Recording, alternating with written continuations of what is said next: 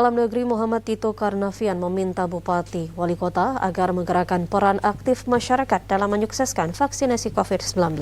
Mendagri mengemukakan hal itu di sela rakor strategi percepatan vaksinasi COVID-19 di Gedung Serbaguna Setda Aceh kemarin.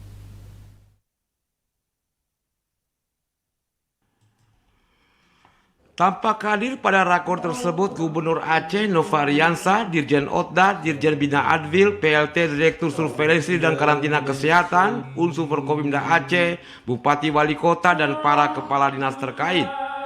Mendagri Tito Karnavian menegaskan, Bupati Wali Kota harus menggerakkan peran aktif masyarakat sekaligus mempercepat proses vaksinasi di Aceh. Hal ini mengacu pada perintah Presiden Joko Widodo untuk dapat mempercepat vaksinasi dosis pertama hingga 70% sebelum akhir Desember 2021.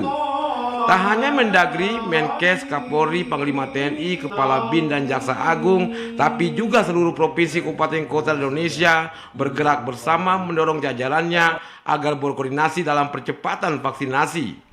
Capaian vaksinasi nasional 70% dosis pertama dan 49% dosis kedua, menurut Tito Karnavian, memang ada beberapa provinsi yang sudah mencapai target, namun ada juga yang belum, salah satunya Aceh.